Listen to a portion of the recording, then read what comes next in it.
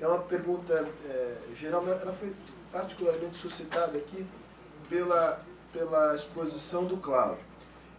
Eu vou tomar essa frase final da tua exposição dizendo o seguinte: a fluidez do trânsito que me interessa é a fluidez do trânsito que transporta o maior número de pessoas. Né? O carro vai ter que se ajustar a essa história. Mas no início da sua exposição, você diz o seguinte: olha, tem um fato que é incontornável. Vem uma nova classe média com maior capacidade de consumo, e uma das aspirações de consumo é o carro. Né? Como é que você lida com essas duas coisas? Quer dizer, deixa a fluidez do transporte individual de carro, digamos, virar um caos absoluto, para que do caos as pessoas passem a demandar algum tipo de solução, né? Ou, digamos, você tem que, ao mesmo tempo que melhorar o transporte coletivo, você tem que começar a apertar o torniquete aqui do carro, né? Criar formas de incentivo e desincentivo para que as pessoas passem a não utilizar o carro, ou eventualmente até aumentar a taxação do carro, para que as pessoas comprem menos carro. Então essa é a pergunta que eu queria que as pessoas refletissem aqui, enquanto eu olho as demais e começo aqui a processar e seguir aqui no meu curso. Eu vou seguir a ordem das exposições e passo para o Lindau. Ele pode tanto responder a minha pergunta, como fazer considerações a respeito das posições que sucederam a dele. Sim, a questão são os pilares, não dá para atacar um lado sem outros lá. Quer dizer, tem que desestimular o uso do carro, tem que incentivar o transporte coletivo. Acho que houve um certo consenso aqui em tudo que a gente falou, inclusive no tratamento do automóvel, né, que a gente colocou. Ele está aí, ele existe, ele ocupa todo o espaço. Quer dizer, o Cláudio evidenciou 1 trilhão de investimentos. Aliás, Cláudio, em que período esse 1 trilhão? Eu perdi ali a...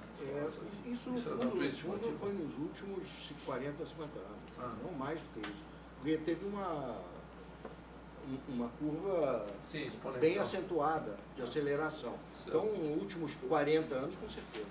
Então é isso, quer dizer, todo esse espaço super subutilizado. A gente só precisa recuperar isso. Eu também mostrei uma lâmina ali, o que dá para fazer com espaço. Quer dizer, não é por falta de espaço, ele não foi nos falta ocupado espaço. Pelo carro. Ele foi ocupado pelo carro. Ninguém determinou que fosse. Ele foi ocupado. Foi por talvez inércia. A gente tem que sair desse processo. Quer dizer, agora é aquela história, o carro já está parado nesse espaço. Quer dizer, assim, né? E não temos como fazer mais, isso é uma evidência. Não dá para imaginar que nós vamos fazer segundo piso, que infelizmente em alguns lugares, por exemplo no México, se discute muito isso, já que a gente falou no México, né? Fazer segundos pisos, quer dizer, tá um processo de evolução de segundos pisos, enquanto que nas sociedades desenvolvidas estão dinamitando os segundos pisos, quer dizer, nós não podemos entrar nessa onda errada. Bom, eu encerro aqui até para...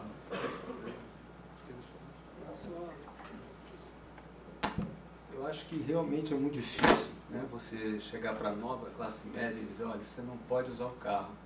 Mas se a gente tivesse paciência e a nova classe média tivesse tempo, para a gente mostrar o seguinte, olha, é muito caro andar de carro. É muito caro não só o custo direto. Esse custo direto talvez até seja mais fácil da gente mostrar.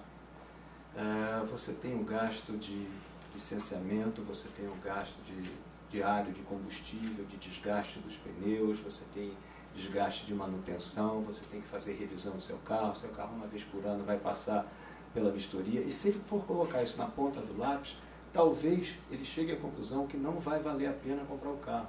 Agora, isso depende de toda uma nova cultura, de toda uma nova filosofia, e que leva tempo. Então não é uma equação fácil você chegar e dizer para a nova classe média, dizer, olha, você não vai comprar o carro. Mas se a gente conseguisse mostrar o custo desse carro, do uso desse carro, o custo direto e o custo social, que foi o que o Lindau apresentou, quer dizer, você está no engarrafamento, são horas de trabalho perdidas, horas de lazer perdidas, horas de descanso, aumento de estresse, aumento da utilização dos serviços sociais, hospital, clínicas, número de horas não trabalhadas por conta do estresse causado no trânsito, por conta de doenças respiratórias. Isso tem tudo que ser computado. Isso não é computado, isso não é colocado. Quer dizer, quando a gente vê o anúncio na televisão do Veloster, que tem só uma porta de um lado, quer dizer o seguinte, aquele camarada que estiver sentado atrás do motorista está ferrado, né? Porque se tiver algum acidente e tal, ele não tem por onde sair, vai ter que pular do outro. Mas enfim, eu não entendi muito bem o novo carro, mas eles deviam mostrar quanto custa o Veloster, né? O preço dele, o custo que ele está trazendo para a sociedade. E por outro lado, fica mais difícil ainda você fazer com que essa classe média não compre o carro se o sistema de transporte coletivo tem péssima qualidade, se o ônibus está engarrafado no mesmo engarrafamento do carro, se o BRT não for implantado da forma com que deve ser, se o metrô está superlotado, se o trem não tem hora para chegar, não tem hora para partir, se ele não tem conforto. Então, acho que nós temos que trabalhar exatamente dos dois lados. Quer dizer, a gente pode trabalhar no desestímulo ao uso do carro, a compra é mais difícil, a gente pode trabalhar na melhoria do sistema de transporte coletivo, isso é relativamente fácil, não depende de absolutamente nada, depende de recursos, enfim, se você tem um objetivo, os recursos aparecem, e eu acho que é a forma que a gente vai ter de trabalhar sempre nos dois flancos, mostrando que andar a pé é interessante, tá? Outro dia eu tive uma discussão, uma conversa, que alguém perguntou, mas com os VLTs no centro do Rio, se os ônibus não forem entrar no centro, vão ter pessoas que, por exemplo, vão ter que andar 1 quilômetro. Qual é o problema de andar 1 quilômetro? Você não anda 1 quilômetro na praia? Você conta quanto você anda no trabalho, em casa. É óbvio que pessoas com problemas de locomoção, pessoas idosas, crianças, gestantes, essas pessoas têm que ter um tratamento especial na rede de mobilidade. Mas nós vamos precisar andar mais a pé. A bicicleta vai precisar ter um espaço seguro. O ciclista vai ter que respeitar algumas normas. O usuário do carro vai ter que respeitar o ciclista. Os carros não têm mais espaço para andar nas grandes cidades, esse é um fato. Vou fazer um esforço aqui de interpretação do espírito das perguntas, porque elas foram várias, eu seria incapaz aqui de resumi-las todas. Essa pergunta rápida? Claro. Então, deixa eu só responder. A minha sensação é a seguinte, realmente as coisas são simultâneas, mas eu acho o seguinte, o metrô e trem, que quando chegam absorvem, tá? Estão lá no ritmo deles, na possibilidade econômica que as cidades têm ou desejam ter para isso. Os BRTs idem. Agora, o transporte que eu estou chamando de ônibus de qualidade, aquele que anda separadamente na rua, velocidade média, alta, etc., etc., ele tem a capacidade de se adaptar às demandas que hoje o indivíduo só vê o automóvel como solução. E daí ele pode, eventualmente, gradativamente, assumir essa função. Eu venho de Cotia, pego a Raposo Tavares. Por que eu não pego um ônibus? Porque o ônibus vai ficar no mesmo congestionamento dos carros. Então, no mesmo congestionamento. Mas se ele estiver separado, não precisa ainda ser um ônibus melhor. Se ele fosse um ônibus igual ao de hoje, que já são bem razoáveis, e tivesse alguma velocidade maior, eu não viria de carro. Bem, eu vou tentar aqui fazer aquele esforço de interpretação. Há um conjunto de perguntas. Uso da bicicleta, não haveria no Estado de São Paulo, na cidade de São Paulo, uma ênfase excessiva no metrô em detrimento do BRT nos últimos anos, a questão do planejamento, etc. Eu vou tentar resumir tudo isso na seguinte pergunta, na seguinte questão que eu queria passar a todos os nossos palestrantes, que é basicamente o seguinte, que é um problema de governança do sistema. Quer dizer, vocês nos apresentaram aqui um diagnóstico, quer dizer, de um problema muito complexo, e que os instrumentos de gestão do sistema da mobilidade urbana, ele ou é deficiente do ponto de vista institucional, ou ele está capturado por clientelas, né? Ao mesmo tempo em que você tem uma espécie de aspiração da sociedade e de mentalidade, isso é uma coisa presente na cultura brasileira, o Brasil é muito parecido com os Estados Unidos desse ponto de vista, que bacana é ter carro, o resto é coisa de pobre, né? E pobre é um horror, ninguém quer ser pobre, né? Todo mundo quer ter um carro o melhor possível, o maior possível e de preferência carregando pouca gente, porque é o momento que você tem lá de privacidade com o teu som, aquilo é gostoso para burro, né? Então a pergunta que eu acho que se coloca de maneira geral é a seguinte, quer dizer, e aí eu não queria uma resposta teórica, eu queria uma resposta assim, olhando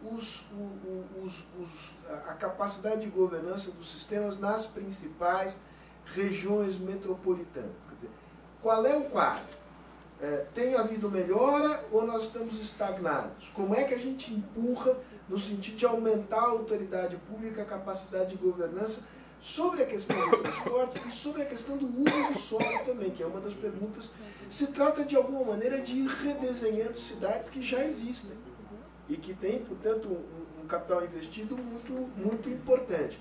Então, eu queria que vocês aceitassem essa provocação e aí, sem medo de comentar casos específicos, porque eu acho que isso dá concretude a esse problema. Não vou ficar no nível teórico.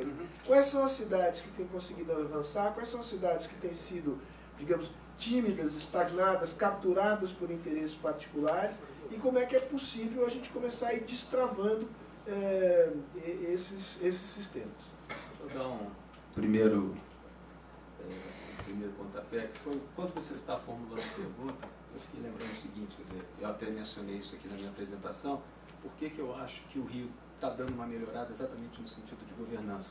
Porque lá na ponta você tem uma cobrança. Hoje, especificamente no caso do Rio, é uma cobrança do COI, tá?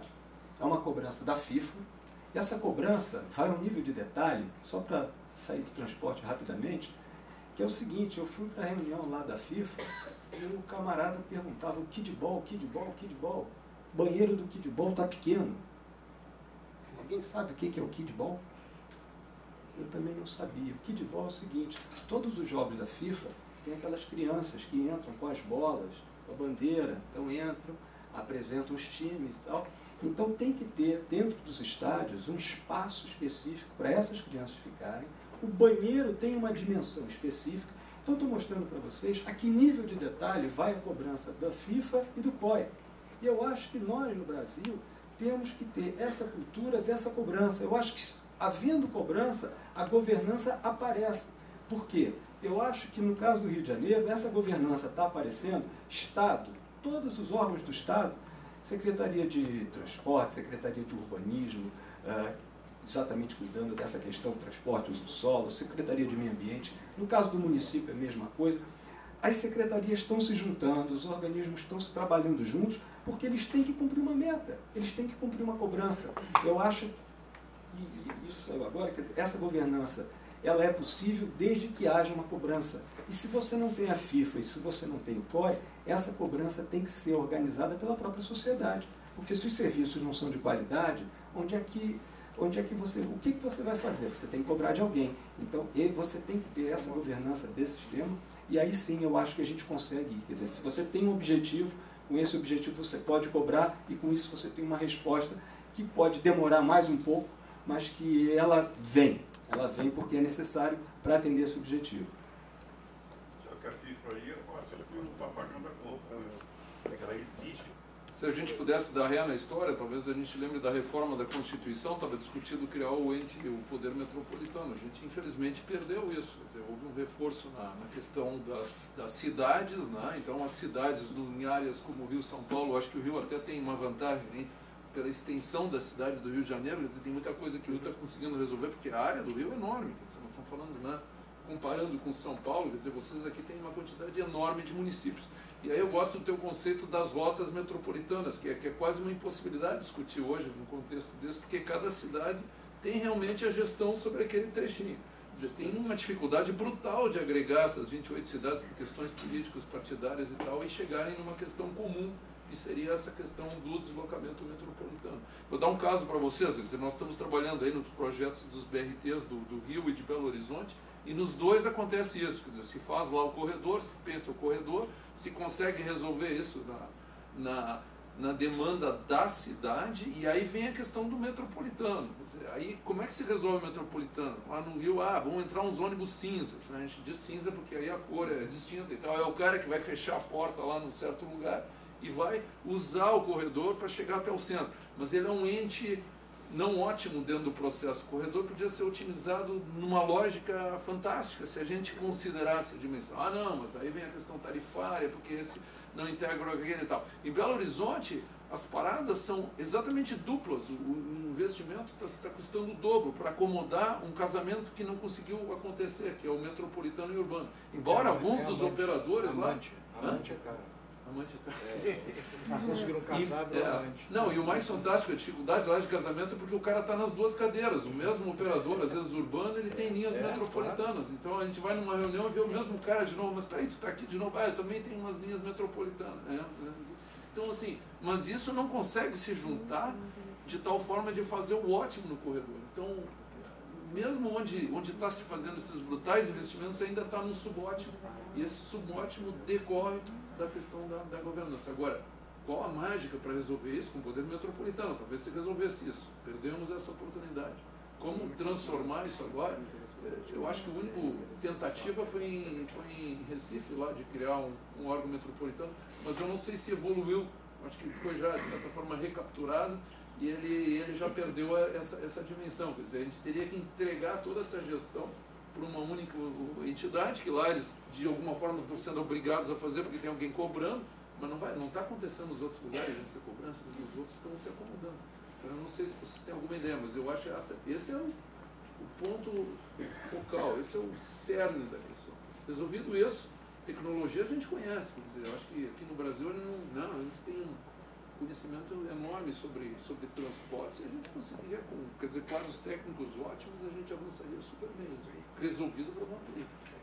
Eu não tenho solução. Queria que você comentasse, Cláudio, e tocasse um segundo ponto que pairou, que é o problema do financiamento. Quer dizer, financiamento é uma restrição importante para dar conta dos problemas do transporte que tem aqui, ou não é a principal restrição? Eu vou começar por essa pergunta. É o seguinte, sinceramente acho que não. Ou seja, eu acho que se você já tem 1 trilhão investidos e não consegue dar máximo aproveitamento a ele, não há como você dizer que o problema ainda principal recurso. Eu até diria o seguinte, eu tenho um receio de que quando se consegue mais recursos em cima de uma estrutura ruim, vamos dizer assim, esses recursos vão ser desperdiçados.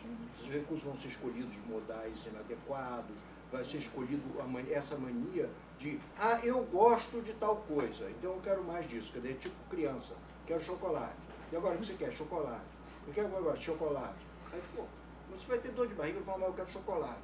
Quer dizer, hoje, muitas das decisões são assim, é pela minha preferência. Eu já vi lugares, eu não vou dizer aonde lugar, não é nem um lugar muito grande, não. Eu sei que diz, mas eu estive agora em Bruxelas e gostei muito.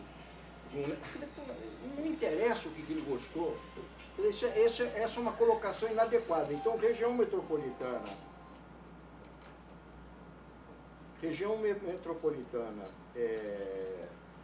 vamos dizer assim, o recurso não acho que seja o principal. A solução de governança, sinceramente, não há uma.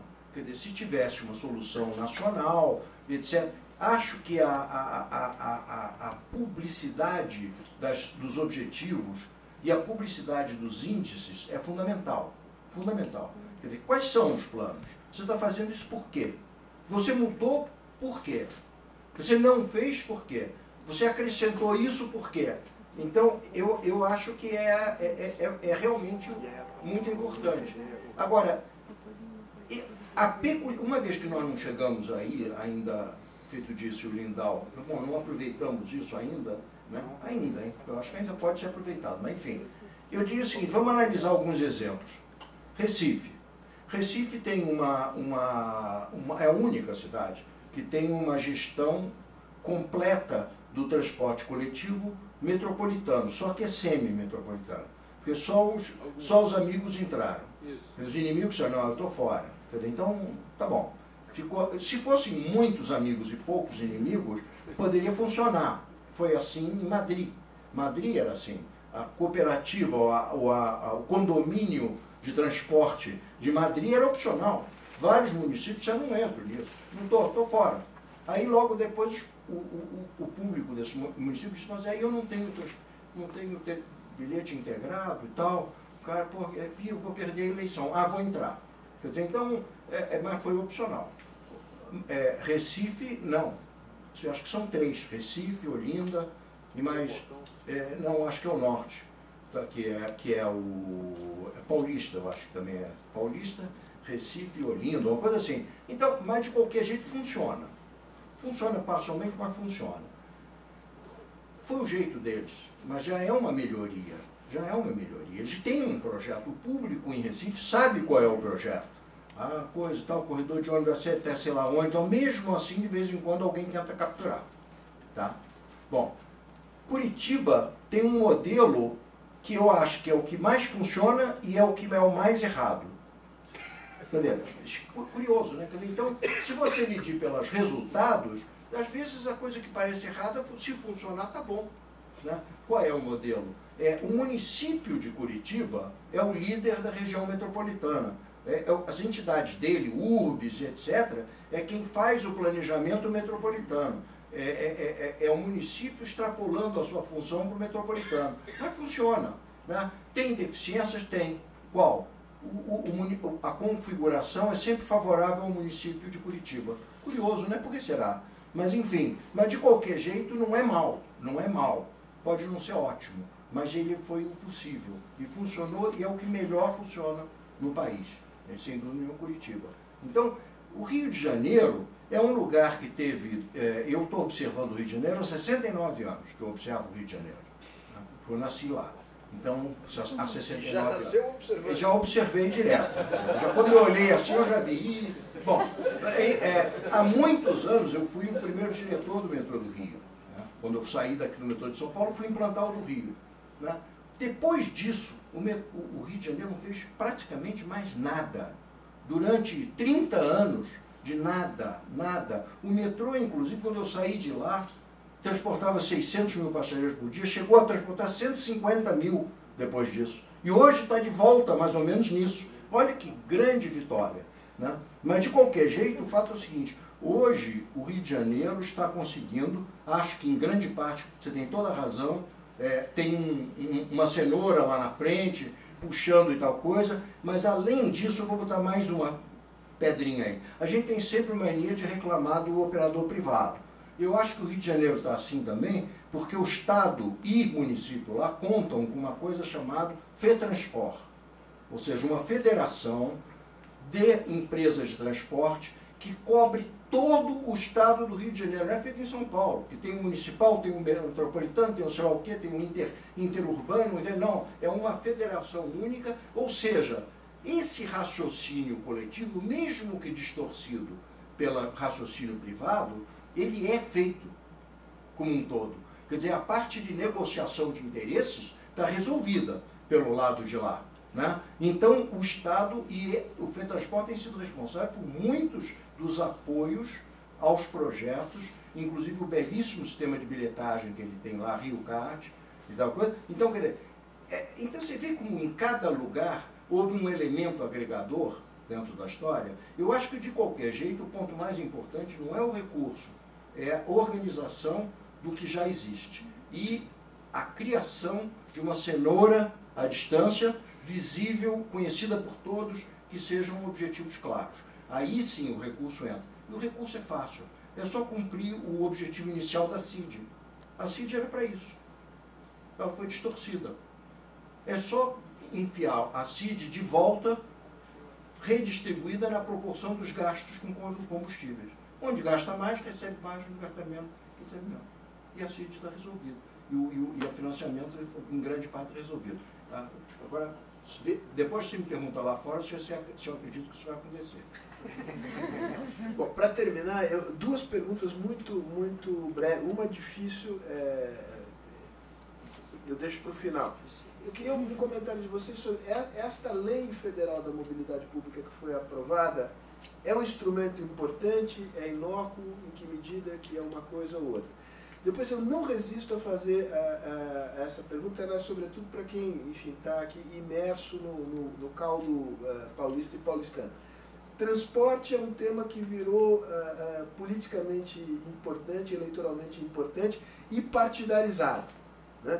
Então tem um pouco a visão, basicamente, é a seguinte, um partido X e um partido Y, um diz o seguinte, olha, houve um descaso com relação aos corredores de ônibus aqui, o outro responde, não houve grandes investimentos em metrô, mas sobretudo em trens metropolitanos. Qual é uma resposta, um diagnóstico razoável diante dessa polêmica político-partidária que se criou aqui em torno desse... Não vou perguntar quem tem razão, mas como é que é possível, do ponto de vista do cidadão, destrinchar um pouco essa polêmica que está instaurada aqui? Eu vou voltar aqui para a mesa e aí a gente encerra. Só com relação à primeira lei da mobilidade, é interessante a gente fazer um paralelo com a lei anterior, que foi a lei da regulamentação dos planos diretores das cidades, que aconteceu também para cidades de 20 mil habitantes. Aquilo lá levou mais ou menos uns 5 anos para decolar, se a gente olhar os números. Outro dia eu fui atrás disso para fazer um paralelo, quer dizer, se a coisa for igual, quanto tempo vai levar para a lei da mobilidade avançar? Então se nota assim que houve uma evolução exponencial, quer dizer, poucos municípios entraram e de repente houve uma grande adesão. Então o que levou a essa grande adesão? Toda uma reflexão de que era importante fazer, né? Todo um tempo para treinar equipes, para as cidades se movimentarem, etc. E o que o governo está tentando agora, pelo menos sabedor disso, é montar um esquema para encurtar, quer dizer, que a gente não tem aí 5 anos de espera para esse negócio começar a crescer. A primeira cenoura aí no processo foi botar na lei que quem não tiver a lei, quem não tiver implantado, não recebe recurso. Se a gente voltar atrás, quando fizeram para 500 mil habitantes, essa pérola não estava escrito lá. Quer dizer, fazia ou não fazia. Tem cidades ainda grandes que não fizeram. Várias, muitas. Né? Inclusive Curitiba, é uma cidade que nem nunca fez um OD, quer dizer, é uma coisa impressionante. Né? Mas de qualquer forma, agora existe bem claro lá, quer recurso, precisa. E o governo, sabedor disso, vai montar todo um esquema, pelo menos diz que vai montar todo um esquema de treinamento para que ela decore. Importante que as duas casas e tal, eu acho que é uma peça importante no processo. E falando só em lei, só um comentário, que a lei de clima de vocês aprovada aqui em São Paulo em 2009, tem uma outra pérola lá que diz, tem umas entre vírgulas lá, que está super mal colocado, mas está lá escrito, ou seja, foi enfiado em algum momento, que diz lá que deve-se desincentivar a vinda do carro para o centro de São Paulo, vírgula, proibida a cobrança pela circulação, cobrança proibida, vírgula, e vai em frente. A nova lei da mobilidade, que é de âmbito federal, coloca lá como um dos instrumentos a taxação do congestionamento, ou seja, é uma necessidade agora de rever, imagino eu, essa lei. Mas dá para ver, assim, lendo o artigo, que aquilo entrou ali na última hora, devia estar difícil para aprovar um negócio, aí vamos botar esse negócio que aí, né, o eleitor acalma. Mas é um desafio para você. Eu acho que só... complementando, não, eu acho que é isso, que se você tem uma forma de cobrar em que essa nova legislação entre em prática, você consegue realmente fazer com que as cidades tenham exatamente alguma coisa. Um quadro que eu mostrei no final é exatamente isso. Você pode estabelecer um nível de investimento governamental, desde que haja recursos. Olha, você tem isso, vai ganhar 10. Isso aqui não, aqui só dá para ganhar uma mariola em pé de moleque. E você vai estabelecendo isso aqui, quer dizer, é uma forma de incentivar aqui, como se diz no Brasil, que é com que a lei pega, né? Enfim, ela tinha que pegar no momento que você implementou, mas... E lei para pegar precisa de dente, né? Exatamente, então os dentes são isso, olha, você quer aqui, ó, olha o sacolinha aqui, olha as moedas e tal. Então acho que a gente pode ter um ganho sim de mobilidade com essa nova legislação, com essa cenourinha na ponta. Obrigado. Cláudio, você é o último a falar. Eu acho assim, a legislação é realmente uma mero, é aquele negócio que você bota no centro da mesa, esquisito, assim, por exemplo, um tamanco, e as pessoas sentam e têm com quem conversar. Quer dizer, a lei cria a obrigação de se conversar sobre um determinado assunto. Enquanto que se não for o tamanco, o assunto pode ser qualquer. Inclusive a derrota do Vasco ontem, que eu sou vascaíno. Mas então, vamos dizer assim, ela é isso só. Ela não é a solução. Ela é, se quiserem conversar bem sobre ela, se ela se transformar numa coisa publicada, compreensível, atualizada de resultados, com indicadores de tal forma que a sociedade possa interpretar o que está acontecendo, eu acho que ela pode se tornar uma coisa muito importante. Agora, eu acho que a diferença também em relação à Europa é que quando a gente fala, e a lei fala, não, senão não pode receber recursos e tal coisa, quais? Não diz. Europa não, a Europa ela diz, que ela diz, olha, para receber, se você faz parte do clubinho de Madrid, vai ser 20% do governo federal, 40% do governo local, 30%... Quer dizer, tem uma regra em que você diz, isso aí vale a pena, pô, isso aí vale a pena. Quer dizer, tipo, entra aqui que vai ter uma festa cheia de moças, mas não diz as moças, são feias, são bonitas. E como é que são? Mostra a foto, pô. Quer dizer, se não mostrar a foto, vai ficar aquela dúvida. Eu acho melhor eu negociar por fora. E a pergunta política partidária você vai deixar de lado? Não, eu pensei que fosse uma outra. A política partidária é simples. É mais ou menos o seguinte, no fundo, diante de tudo que eu falei, é fácil responder a ela. Que é o seguinte, eu acho que a questão não é essa. Ou seja, a questão não está sendo bem colocada. Ou seja, a questão é aquela que eu coloquei. Ou seja, os recursos não estão sendo aproveitados integradamente. Tá? E aquela coisa que eu falei, o Estado... investiu, diria até muito mais do que ele pode investir na solução preferida do público, que é o metrô e depois o trem. Investiu pouco em corredor de ônibus ou quase nada, sim, é verdade. Mas talvez porque isso, desde a época em que eu era secretário, era meio que subentendido que os ônibus eram o modo das prefeituras fazerem investimento, não o modo do Estado. Já que naquela época tinha menos dinheiro ainda, não estava numa crise financeira, isso é natural. Talvez hoje tivesse que ser revisto. Isso, acho que o Estado deveria investir em ônibus, sim. Ele deveria gradativamente começar a aumentar o investimento em ônibus. Agora, o problema que se apresenta aí não é esse. O problema que se apresenta aí é que você tem um sistema de transporte de alta qualidade e um sistema de transporte de baixa qualidade. E o sistema de transporte de baixa qualidade não está sendo aproveitado os recursos existentes, as ruas, para torná-lo de alta qualidade. E daí as pessoas fogem dele para o outro, e aí você tem uma crise de oferta no outro. E neste caso também tem, porque está andando devagarzinho, então a capacidade dele está cada vez menor. Então, incrível quanto pareça, você consegue aquele célebre casamento da alface e da cenoura, mas com a raiz da alface e a folha da cenoura. Quer dizer, você consegue destruir o que você tinha de bom, que são alguns BRTs que tem bons em São Paulo, existem BRTs bons em São Paulo, 2, né? E você consegue destruir o que tem sido feito em termos de metrô e trem, e você não consegue construir o que deveria ter sido feito em termos de ônibus, para ser parceiro. Quer dizer, para que as parcerias, isso tudo fosse um sistema. Ou seja, hoje, o problema de São Paulo é o mau aproveitamento das ruas. Não só de São Paulo, o Brasil inteiro. É o mau aproveitamento das ruas. É não ter propriedade e dirigir essa propriedade para o transporte coletivo. As ruas para o transporte coletivo. Só isso, para mim, já resolveria de imediato o problema de transporte. Muito bom.